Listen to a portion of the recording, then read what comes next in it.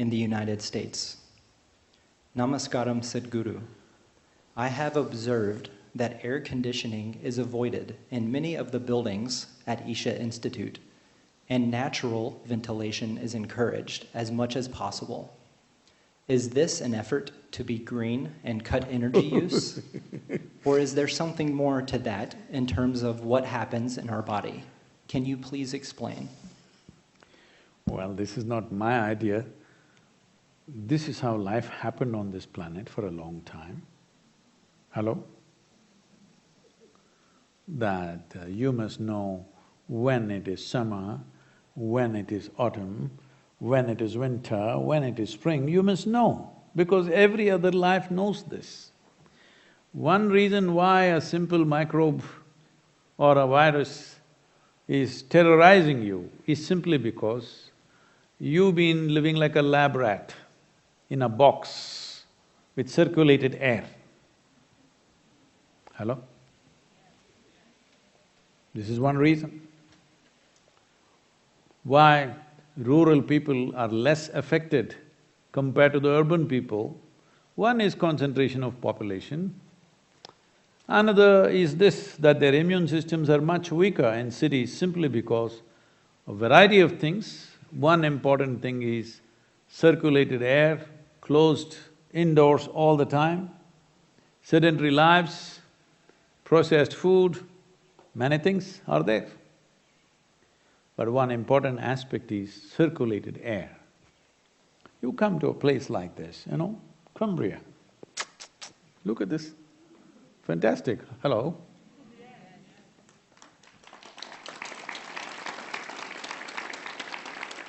After driving extensively around United States, extensively driving, I decided this is the place.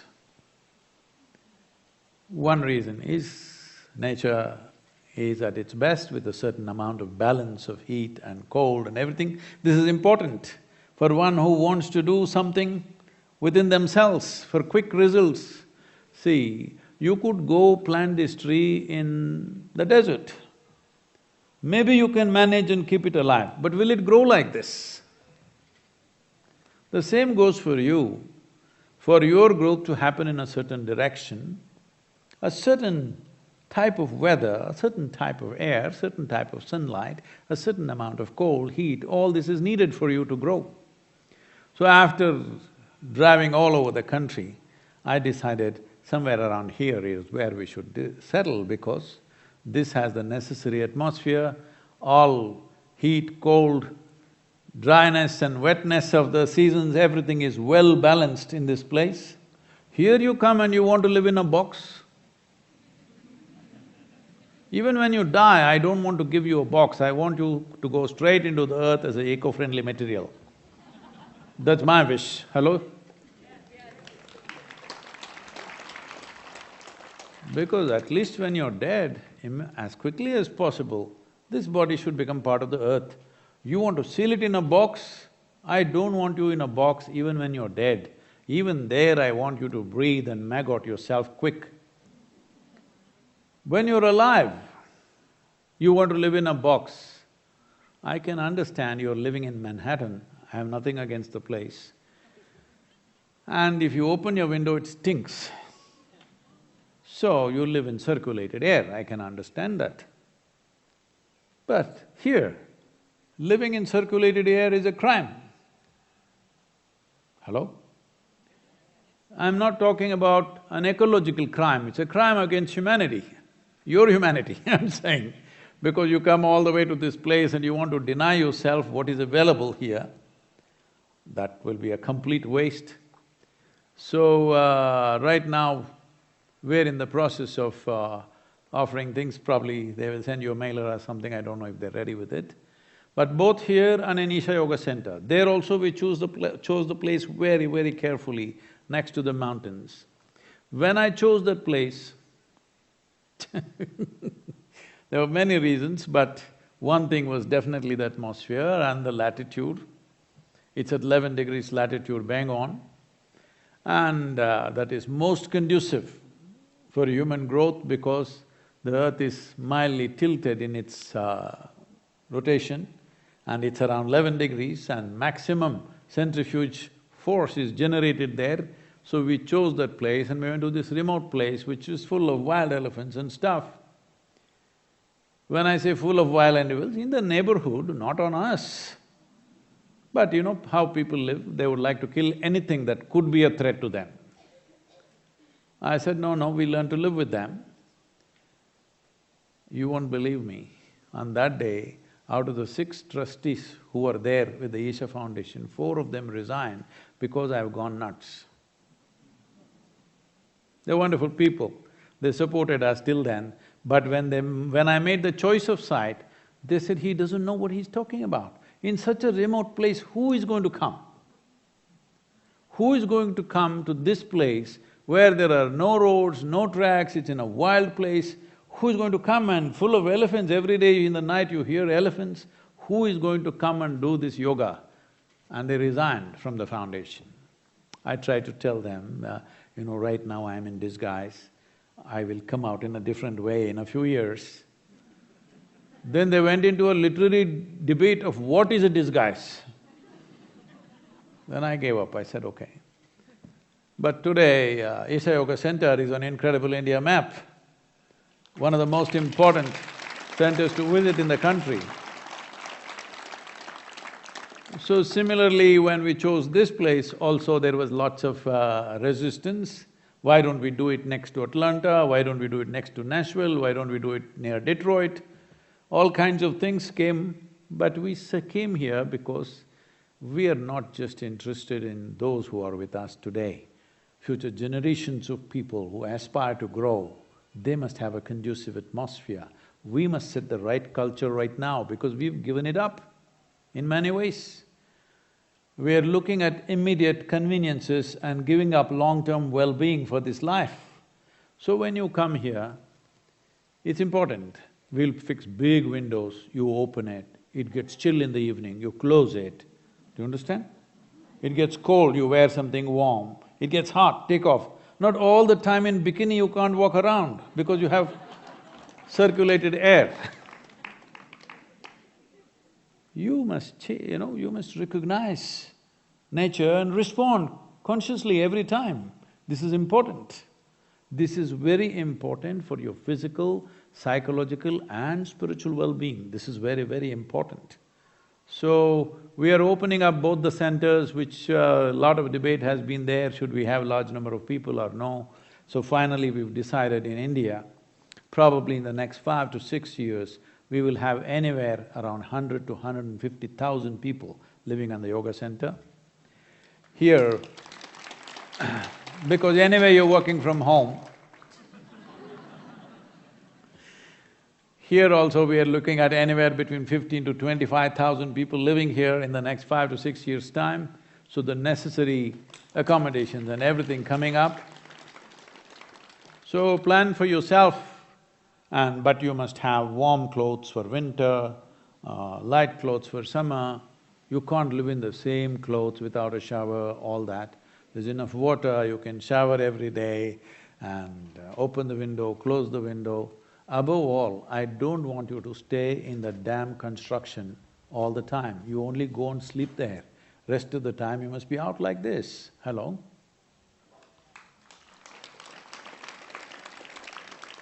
Dwellings are places for us to sleep. Rest of the time we must be largely out as much as possible, receiving the bounty of sunlight, air, everything else, the energy that is here in terms of nature, in terms of life, in terms of consecrations. You must feel it every moment. You lock yourself up in your room, well, we can put you in the Tennessee State Prison. I'm saying they even open the doors for you there. Food comes on time, you don't have to work unless you get hard labor. These days that's very rare. Most of the prisoners don't have to do any work, they just have to stay fit, eat well. Somebody opens the doors for you, somebody switches off the lights for you, everything will be done, it's convenient. I'm telling you, what is the difference whether you're locked up by somebody or by yourself? What is the difference? the same life, isn't it? If you want to grow as a life, it's important all these aspects are there. I want you to understand and appreciate all the people who are here as residents for the last 10, 12 years' time, the amount of work they have done to make this place reasonably hospitable and keep it going. Appreciate that at least.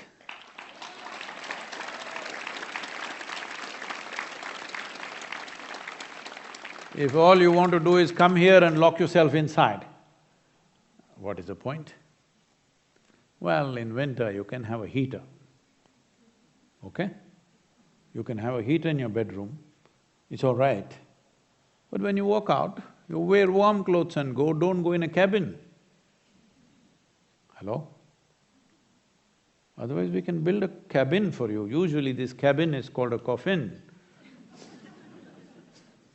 Yes, but even when you die, you should not ask for a coffin, huh? Instead of cutting down a tree for your coffin, isn't it better become a manure for the tree? Hello? Huh? So, these possibilities will be opened up in a big way. You see how you can make it. You plan your life in the next 5, 6 years' time. You're in a place where you will grow, where you will live well. Living well does not mean how much bank balance you have, what new model car you're driving. Living well means you're well, physically, mentally, psychologically, emotionally, spiritually, you're really well. If you sit here, you're fantastic. This is living well. If we live well like this, there is room for all of us in the world. But if we try to live well, like right now, I'm sorry, I know it's a national spirit. This American dream is a very destructive dream. Because people came here mainly because of the openness and the land, but slowly their American dream got very twisted. I was, because we are going to make this trip, I was just looking up some of the icons in this country, like Elvis Presley. Well, everybody thought they should be like him. Well, he inspired a whole generation into something, whatever that is. But slowly, this dream, what a disastrous dream it becomes for him, how horribly he dies, is really terrible. This dream should not happen to anybody. Well, in more recent times, you've seen other musicians going the same way, American dream, dying most terribly. This should not happen to any human being. So we must… see, after all, it's a dream. We must adjust our dream in such a way that it works for me and you, isn't it? Hello? My dream is death for you. What kind of dream is that? Recently, there was a quote, I think the Daily Mystic quote that comes out, something about Alexander the Great. A lot of people he still has fans. Can you believe it? A man like that is still having fans in the world. They all protested in India. How can he say Alexander the Great idiot?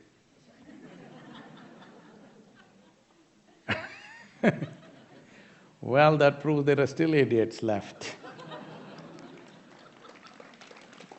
My dream should not be death for you. Hello? After all, it's my dream, I can adjust my dream, isn't it? Hello? Maybe I can't adjust my size and shape of my body just like that, but at least my stupid dream I can adjust the way I want. I've said this a few times, but let me say this to you. You heard about that lady, hello? You heard about that lady. You must participate in this dream because you already know this. There was a lady.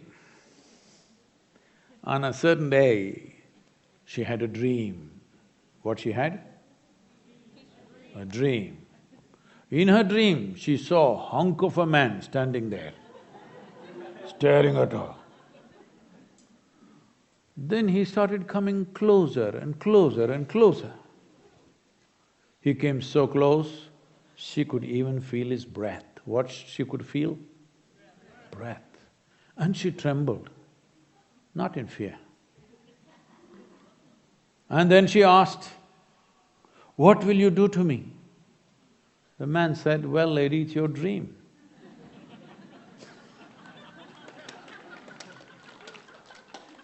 What the hell you do in your dream is your business. And let your business be good for you and for every other life. Hello? So, your children, I see many young children whom you have trapped and brought, "You must listen to Sadhguru." Huh? And if he does quink, quink, you're pinching him, "Sadhguru is talking, keep quiet." That's not the way.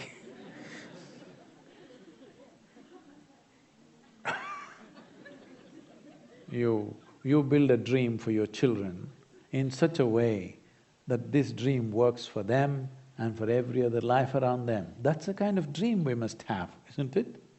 Hello? That's the kind of dream that you must have, otherwise it will go somewhere else. Right now you're seeing in California, American dream unfolding itself. Over 2.6 million acres of land has been burnt in the last 2 or 3 months. Whole towns or whole small villages are getting burnt. People thought it's an American dream to build and build and build and build. Well, there are many ways to look at this. One simple thing is, I'm asking you, right now you're here in Tennessee, fantastic land out here. Set fire to this forest, let me see. I'll give you 5 liters of gasoline. Set fire to this forest, can you? No. Well, that's an unfair comparison. There we are in the fringe of a desert, we are here, we are not. All right, that is true, I understand that. Because there were natural cycles of fire and rain there, why is it all gone? One important thing is, because the same phenomena I've noticed in India is the tube wells. I don't know how deep California tube wells are going, but I'm sure they're pretty deep in India, in southern India. These days, a whole lot of them are going 12 to 1400 feet to suck water. Show me one tree which has a root system which is 1400 feet down and it can take its water. You're just sucking out everything with powerful pumps. Everything is dry, just barely alive. Just a little bit of fire, everything is becoming ash. Well, the natural cycle of that part of the terrain is, once in 30, 40, 50 years, there needs to be a cycle of fire that is part of the natural cycles. But not like this, burning up the entire region. This is happening because we've taken too much water out of the land. There's not enough water in the sap of the tree for itself to resist fire. If there was substantial sap in the tree, it wouldn't burn like this, isn't it, like matchsticks? Well, I'm making ecology very simplistic, but fundamentally, that's all it is. There is not enough life in the vegetation, there's not enough water in the vegetation. Why? We are too many. When we are too many, at least we must be a little more sensible how we live. Otherwise, who should live and who should die will become the question. An unfortunate question mark will arise, who should live and who should die. Right now, such decisions unfortunately are being made in hospitals. Who should get the ventilator, who should not get the ventilator? These are the most tragic things that should happen to a human being. You went to… your mother was feeling ill, so you took her to the hospital. They also tested you and you're also virus. So they admitted both of you. This happened to so many people, I'm telling you. They just took somebody who was showing symptoms, they went for a test themselves. They're also sick, they were also admitted. Then the unfortunate reality is they have to decide the available one ventilator, who should get it? They decide you should get it, not your mother, because she's old, she can die. Having made such a decision, how do you live after that, I'm asking? Hello? Or if you and your daughter or your son goes, they will decide you should die. The younger person should live. Well, it's a fair decision, but how horrible a decision to make. So this is happening to us on many levels, simply because we are not living not only sensitively, we are not even living sensibly. So, please do not come here and say, fix the air conditioner for me in my room. Now we'll open the windows for you. If you want, we'll make automatic windows. If you want to live unaware, temperature-sensitive windows, it'll open and close by itself. Also temperature-sensitive, because putting your arms inside in the jacket and all is difficult. When it's cold, we'll put a sack on you. Hello? You need an arrangement like this. And above all, these machines, say, I want you to just be here for some time and see, not now, we cannot welcome you now, as per the state's protocol. But when I came to United States, first thing I noticed is all the time something is humming. Anywhere you go. When I go back to India, when something is silent, it's like that, chuck, nothing. Do you know what impact it has on your system? You may not notice it because you're always in it. Just some motor is running somewhere all the time. If nothing else, at least the stupid refrigerator is going boom, boom, boom, boom, something. It's doing its own things. Please live in a quiet place, a genuine quiet place. That's what we're trying to create here. Just an absolutely quiet place. When it's quiet, it's quiet. You will see how it'll calm your entire system. This is very important for your physical well-being, for your spiritual well-being, extremely important, and your psychological balance. This is very, very, very important. The world, bodies and the doctors around the world, just now, after this, an hour later, I have a conversation with a doctor from India about the mental pandemic, the fear of mental pandemic that's coming, the fear of suicide pandemic that is evolving in the world. I'm telling you, the amount of reverberations that you're taking into your system on a daily basis has a significant impact on these things. Just come, just live here, just quietly for a month, and you see how everything just settles down, simply because there is no outside unnecessary reverb going on the system.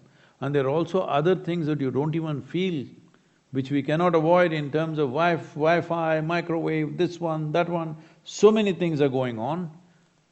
What we cannot avoid, let's leave it. At least everything that we can avoid must go. It's very important. It doesn't matter how you have lived till now, it's important from here on. The virus, the great teacher, has come. You ignored me for so long. Now he's teaching with a stick. I tried to do with carrots, but you are no bunny. So he's teaching you with a stick, at least now get the point. Now both carrot and stick is here. So,